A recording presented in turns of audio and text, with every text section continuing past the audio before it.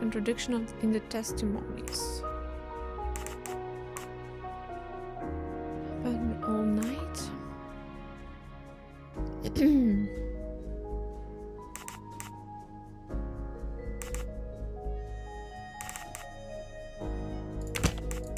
I must admit I'm not right this time.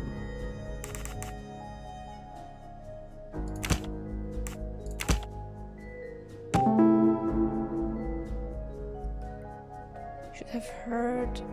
Leave at 5 a.m. Strange, this story. If Mademoiselle Olsen is such a light sleeper, why didn't she tell me about Mademoiselle Debenham getting out of bed? She even made a point to tell me the opposite. Et voilà.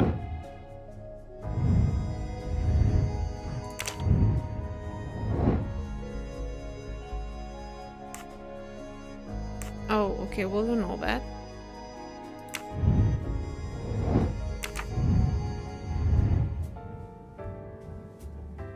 I'll keep an eye on them instead. I'll observe her instead.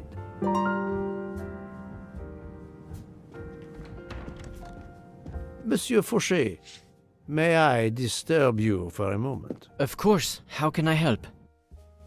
It is, of course, about the murder of Monsieur Ratchet. Can you tell me your movements last night? I understand.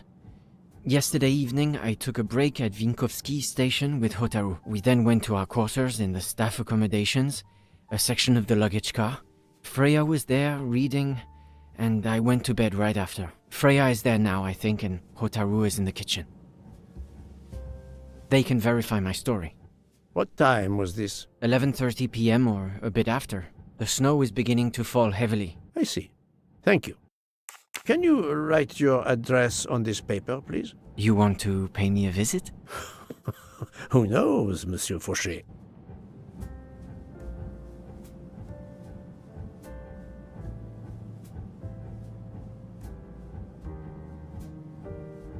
That's a weird way to hold the pen, but okay. He is right-handed, there can be no doubt. Are you a smoker? I'm trying to quit, but yes. I'm now down to just 1 pack of cigarettes a week. If you're looking for a heavy smoker, you should talk to Hotaru. Thank you, Monsieur Fauchet. I'll come back to you if I have more questions.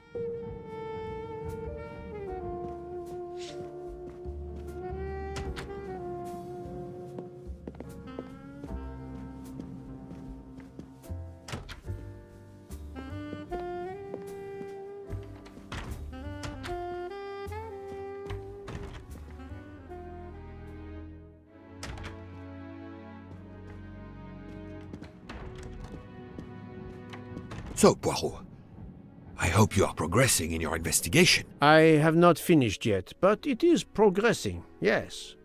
I still have many questions that must be answered. I will report to you as soon as I can.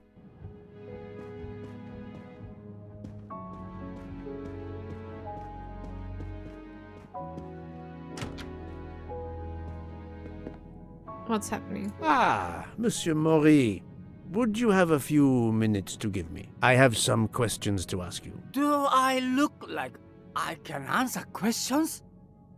The room is spinning. My head is about to explode. You were celebrating last night? Celebrating? When Freya always wins?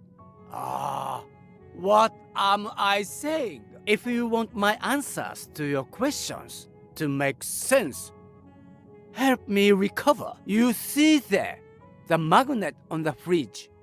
That is my special recipe. I call it my day after survival tonic. If you could make me my special tonic, I might survive long enough to answer your questions. Jean knows the recipe very well. He can help you with the preparation. Very well, Monsieur Maury.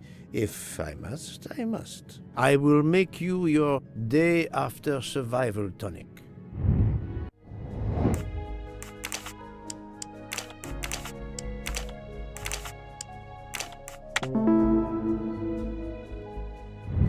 I'm right again. That happens to me a lot.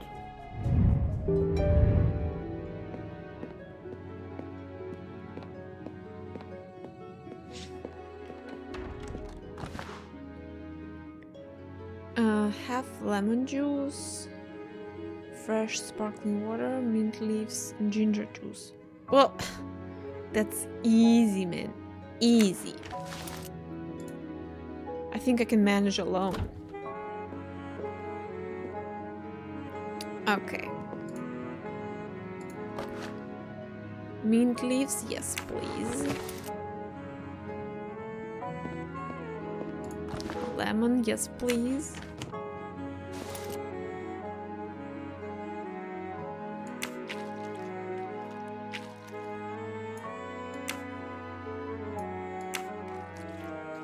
Oh, I'm trying. I'm missing half of the tonic ingredients. Sparkling water, yes.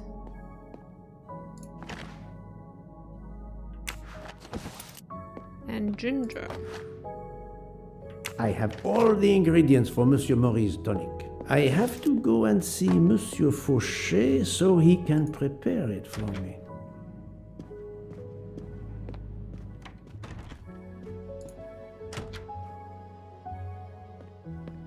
Oh, that's new. I haven't been here before. It's locked. Or have I? I don't remember.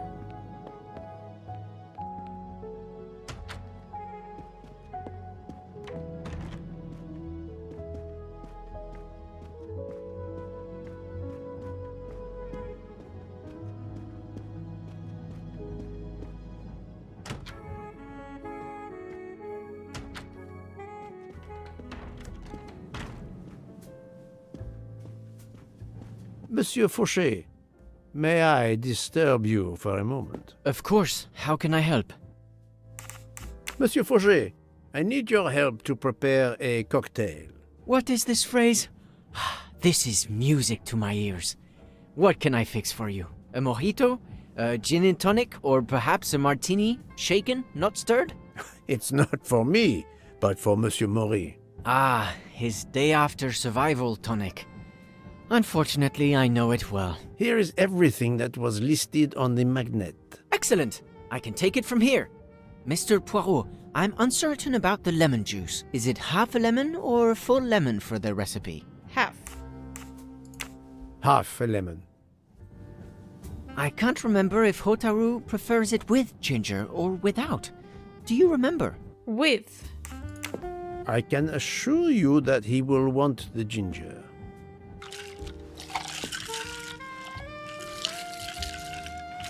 I thought he knows it. Apparently not. There you are, sir. Hotaru will be himself again. Excellent. Thank you very much.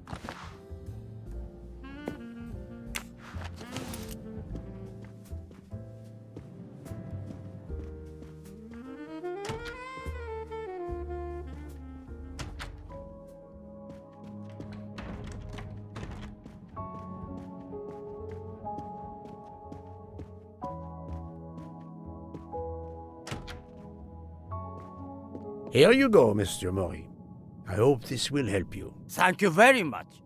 Please give me a moment while this takes effect. It will be a while, I'm afraid.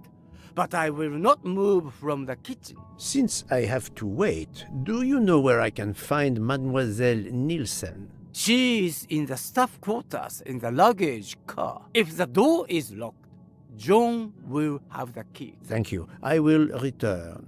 I hope you have a speedy recovery. And it is locked. Oh. Thankfully he's here. I thought I had to go all the way back again. Monsieur Maury told me that you are the one who has the key to open the luggage car door. I will need it. Yes, that's right. Here it is. Please don't forget to give it back to me. I will not forget, Monsieur Fauchet. I have a favor to ask. Could you visit the passengers who are in their rooms and explain there has been an error with their allergy and diet form? But Monsieur Poirot, I made no errors. Of course not. Call it a computer error. Yes, it is possible, but even if I can see this is part of your investigation, I do not understand it.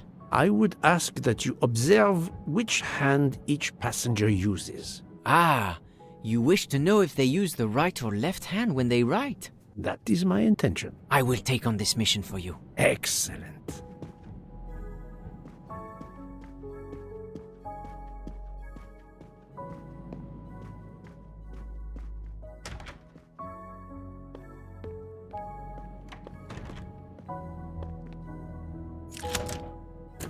That's it. It's open now. Okay.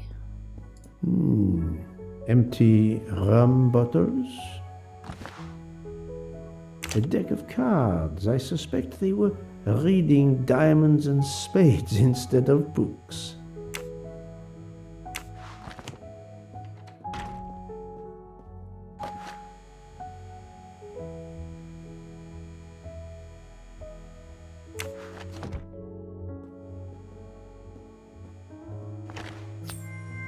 You can never have too many of these. Hello, Mademoiselle Nielsen. May I ask you a few questions? I don't have a minute. My career is ruined, and it's not my fault. But how did this terrible thing come to pass? My supplies, passenger luggage, our living space. There is so little room. I gave the cargo handlers in Istanbul strict instructions how to stack my crates containing the ingredients I need for my desserts, so as one box is used up, it can be discarded. And these fools of cargo handlers did not follow your instructions? Ignored completely. I have 4 crates that must be moved from there to here to correct the order they are stacked. But placing the wrong crate on top of a smaller crate will crush it, its contents, and my career. Calm yourself, mademoiselle.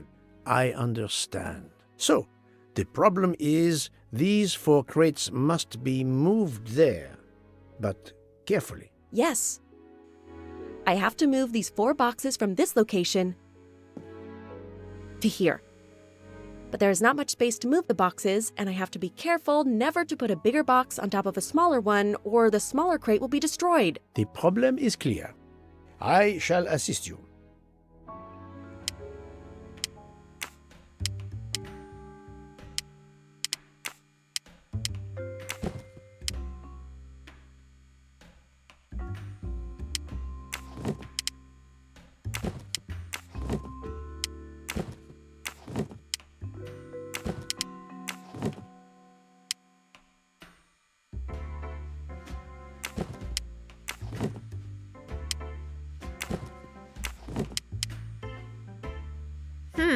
Okay.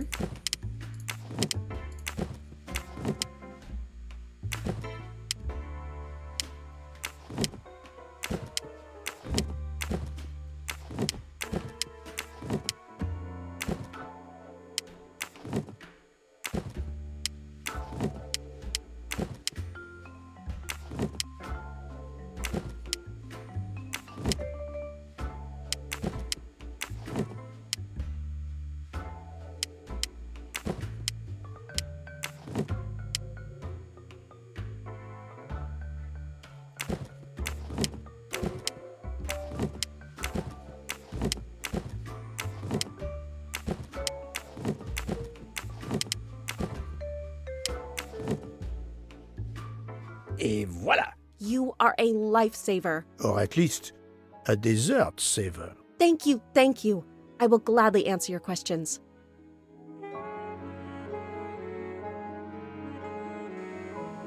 Can you tell me your movements of last night? Last night after dinner, I stayed in the kitchen until 12:15 a.m. Then I joined Jean and Hotaru in our quarters. Then all of us read quietly in our beds until we fell asleep. A very studious staff. However, Monsieur Maury doesn't seem to have followed the same literary pursuit as the others. And these rum bottles, do they have something to do with his hangover?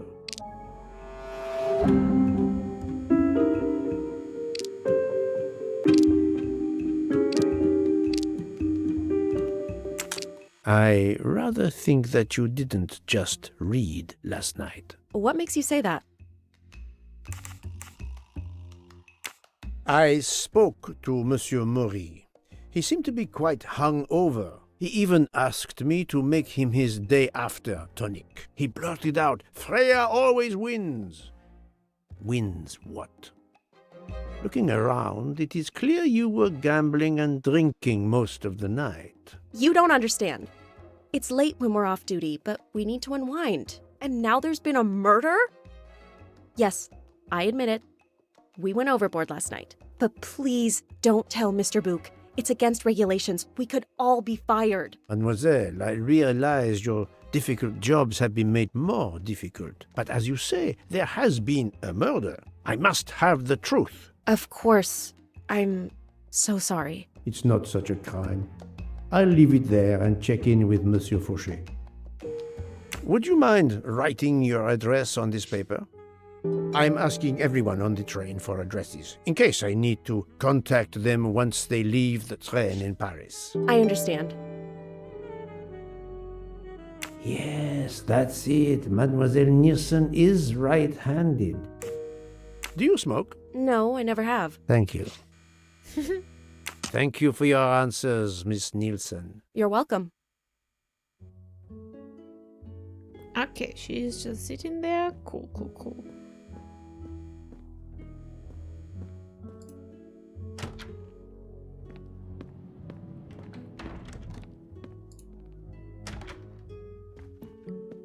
So can we talk with the guy now? Yes. How are you? It's better. Thank you. Then may I ask you some questions? It will not take long. Quickly, please. I have hungry passengers to feed. Très bien. Can you tell me your movements last night? Oh, nothing special. When I went off duty, I joined John and Freya in a compartment. I read for a short while, then went to bed early. Reading? I'm not sure you have recovered enough to tell me the truth. Don't waste what little energy you have recovered to lie, Monsieur Maury. Yes, sorry, Mr. Poirot. You're right. It obviously wasn't reading that made my head hurt like that. But if you told Monsieur Book, it could mean my job. I will keep your secret, but I am investigating a murder. You must tell me the truth. Thank you. Please, write your address on this paper. My address? I don't see why. I think I hear Monsieur Book approaching. My address? Yes, of course. Another right-handed person. Not surprising, most people are. You are a heavy smoker. My job. It is very stressful. Would you happen to know who vapes on the train? A banana flavor? Oh, yes. The smell disgusts me. What is wrong with a good tobacco? I do not have time to answer that. Who is it? I've only seen one person who vapes. It's Captain Arbuthnot. Captain Arbuthnot. I see. Your testimony was invaluable to me. Thank you.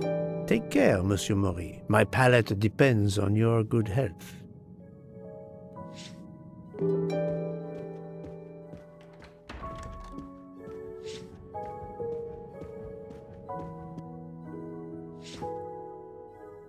Here is your key. Thank you very much. My pleasure. About the little favor I asked of you. Aha, but of course. I was able to get new allergy forms from guests who were in their compartments.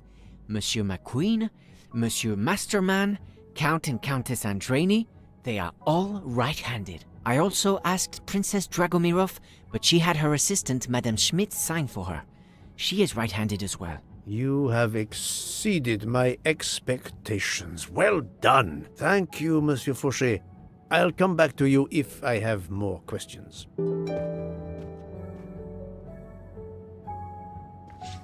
So, Poirot, I hope you are progressing in your investigation. I have not finished yet, but it is progressing.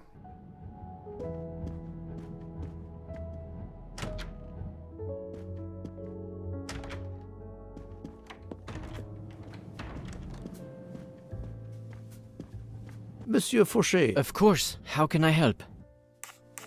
So, Monsieur Fauchet, are you trying to hide things from me? I know about your little party last night. You are not a detective for nothing. I'm sorry, Monsieur Poirot.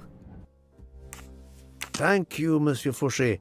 I'll come back to you if I have more questions.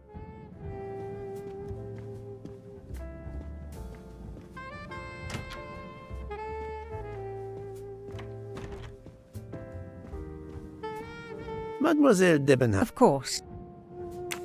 thank you for...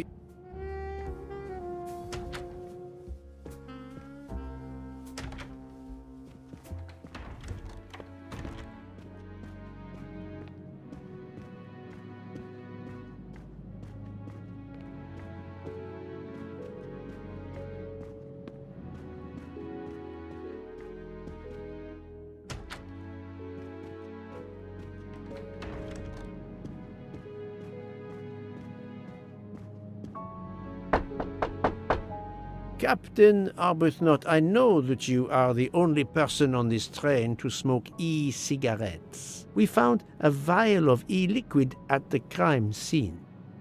Will you talk to me about this, or should I pass on what I've learned to the police? All right. Come in if you must.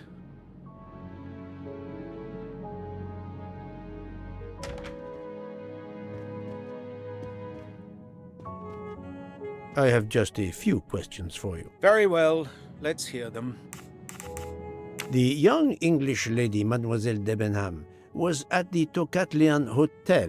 Perhaps you met her there? We exchanged a few words, fellow Brits abroad, that sort of thing. What can you tell me about Mademoiselle Debenham? Nothing whatsoever. We barely spoke. The director of the Orient Express, Monsieur Bouc, thinks the assassin is a woman. And that is enough to accuse her? She had nothing to do with this murder. How can you be so certain? The idea is absurd. Ratchet was a perfect stranger to her. She'd never seen him before. Ah, did she tell you so? Well, yes, maybe she did. She may have commented once upon his somewhat unpleasant appearance. If a woman is concerned, as you seem to think, to my mind, without any evidence, I can assure you that Miss Debenham could not possibly be implicated. It is clear that the captain is defending Miss Debenham, a woman he supposedly doesn't know very well.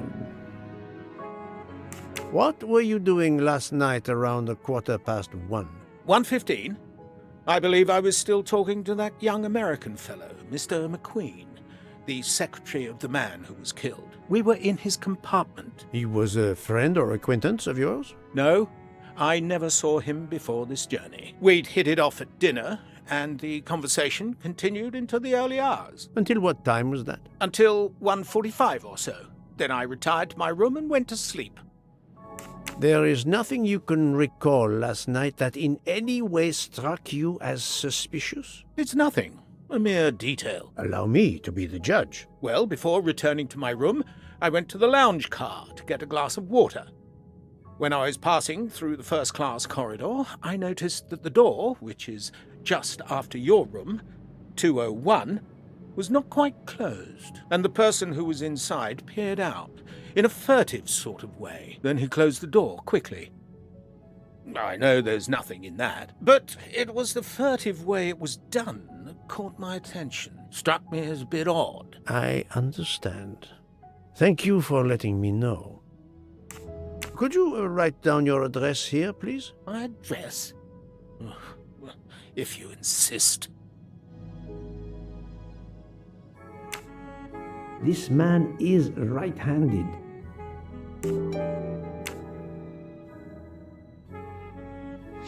Is this e-cigarette liquid yours? What flavor is it? Banana. Well, that is awkward. That's my flavor of choice. But I have no idea what it was doing there, whatever. Can you explain how it ended up there? I have no idea. I never entered the man's room, Poirot. That's the truth. Thank you, Captain. You're welcome.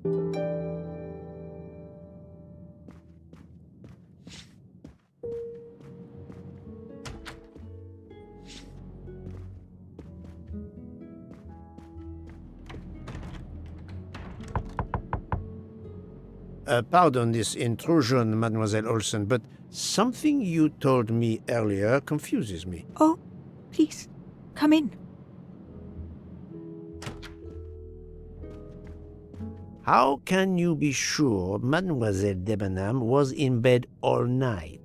As I told you, I am a very light sleeper. The slightest noise wakes me up. If Fraulein Debenham had gotten out of her bed, I would have heard her.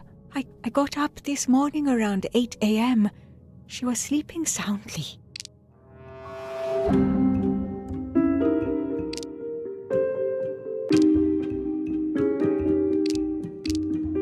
Are you certain you would have heard her? Yes. Why are you asking?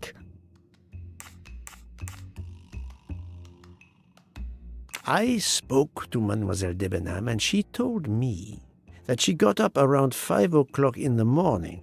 She opened the door and looked down the corridor. It was then that she saw a woman in a red kimono. How do you explain that? I think I must have been sleeping very soundly not to have heard it.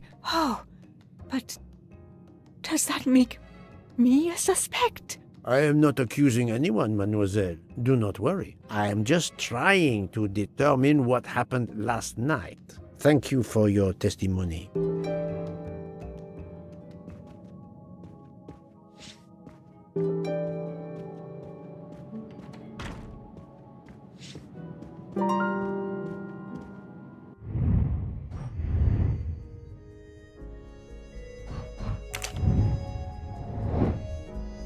Who has an alibi that is confirmed by another witness?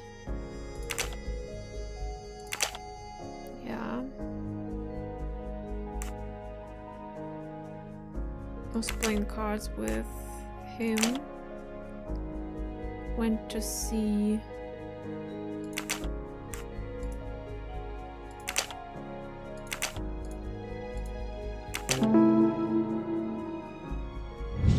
That's the right answer.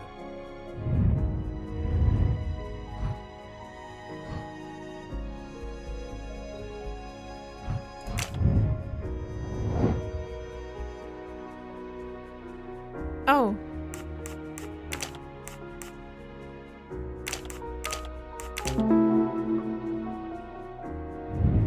That was easy.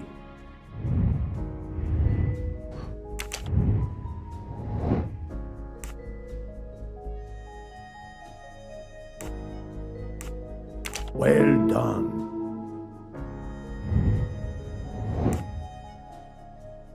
Brilliant. My little gray cells did not let me down.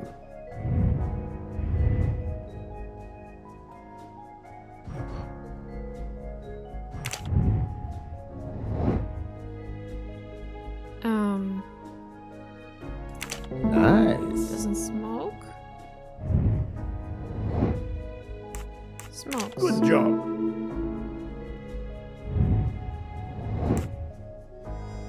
Smokes. Yes.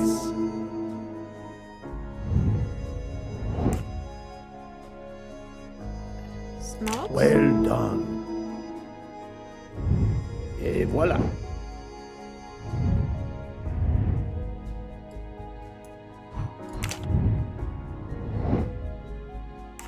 So, select two elements of importance discovered during the interrogation of Captain Arbuthnot. Stand about on train smoke e-cigarettes. A bottle of vape juice is found in the crime scene.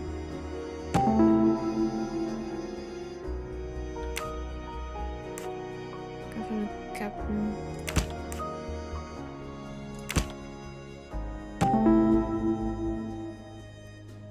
Has an alibi at the time of crime.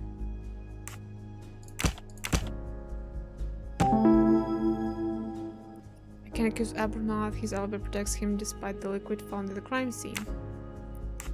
Captain Arbuthnot is the only passenger to smoke an e-cigarette.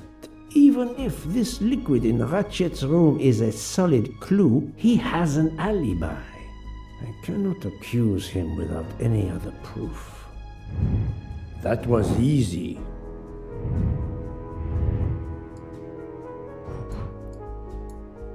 Report to book.